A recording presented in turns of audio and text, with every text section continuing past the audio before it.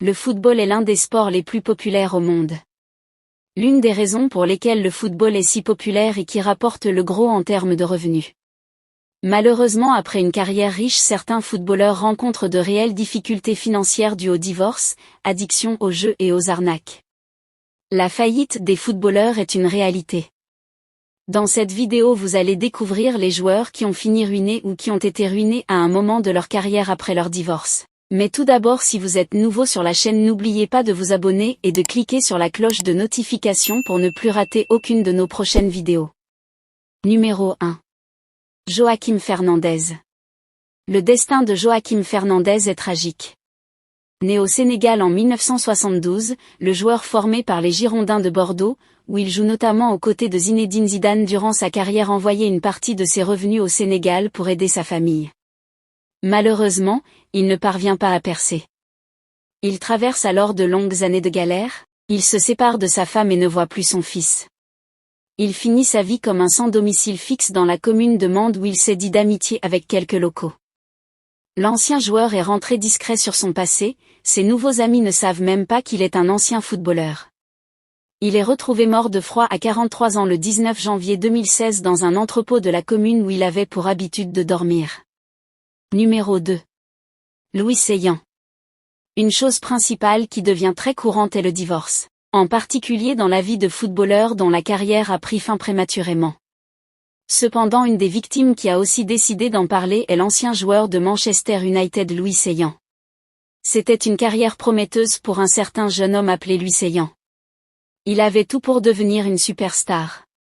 Joueur sans doute pour le plus grand club de Royaume-Uni, Manchester United et Fulham, les choses se déroulant très bien pour lui.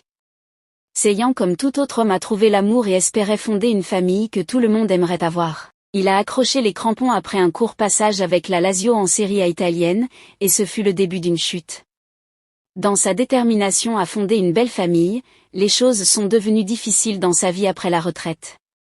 Et pour aggraver les choses, Louis Seillan est malheureusement devenu célibataire après que sa femme ait décidé de le larguer parce que les choses n'allaient pas bien financièrement.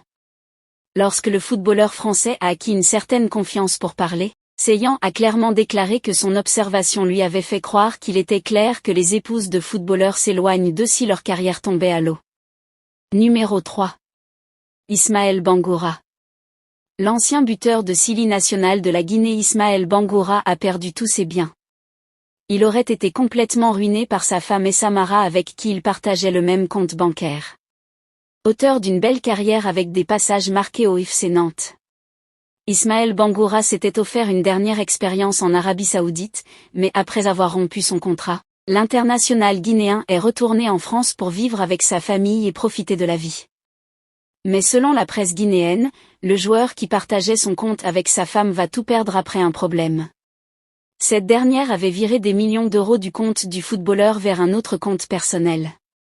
Celle-ci s'est trouvée en Italie. Chamara n'aurait laissé que quelques 200 € sur le compte de Bangoura. Et en plus, Ismaël Bangoura aurait mis tous ses biens au nom de sa femme Aïcha, une situation qui rappelle celle de l'ancien international ivoirien Emmanuel Eboué, après avoir amassé beaucoup d'argent durant sa carrière avec un passage à Arsenal. Il avait tout perdu après son divorce. Numéro 4. Joseph Touré. Joseph Touré est un international français qui a fait les beaux jours du FC Nantes au début des années 80, surnommé le Brésilien. Pour international hors norme, il avait toutes les aptitudes pour réussir une brillante carrière, cependant ses frasques et une mauvaise gestion de sa fortune ont drainé sa chute. Sur le rocher, le joueur s'en donne au quotidien outrancier et cela se ressent sur le terrain. Fatigué de son comportement, l'AS Monaco licencie le joueur. Joseph Touré continue ses écarts de conduite et passe même par la case-prison. Son agent Claude Barquet le lâche à son tour, et José Touré finit ruiné alors qu'il était le joueur français le mieux payé de son époque. Il a relevé la tête par la suite en devenant consultant pour Canal+ puis directeur du développement du FC Nantes en 2016. En 1994, il publie pour la version d'Enfer, son autobiographie dans laquelle il revient sur sa descente aux enfers, puis sa résurrection. Numéro 5. Samuel Eboa. Samuel Eboa lui aussi a connu quelques complications financières. Cet attaquant passé par l'OGC Nice et le Toulouse Football Club s'est retrouvé sur la paille après quelques excès et divorce coûteux. Le natif de Douala au Cameroun confie avoir subi un redressement fiscal. Il a ensuite effectué une formation d'entraîneur et aurait demandé à pouvoir régler en plusieurs fois les 300 € liés au coût de la formation. Révélé le journal Le Parisien en 2016. Numéro 6. Emmanuel Eboué. Son histoire est l'une des plus célèbres parmi les joueurs qui ont connu les galères financières. Emmanuel Eboué fait partie de ceux qui ont littéralement tout perdu. Ancien gloire d'Arsenal, le latéral droit ivoirien a déclaré en 2017 au quotidien britannique de Daily Mirror d'être totalement ruiné. À l'époque, le joueur explique avoir perdu sa fortune lors de son divorce. Son ex-femme aurait notamment récupéré sa maison.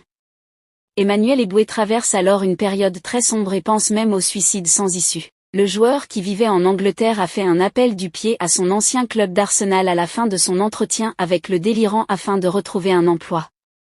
Si ça vous a plu, cliquez sur j'aime et partagez.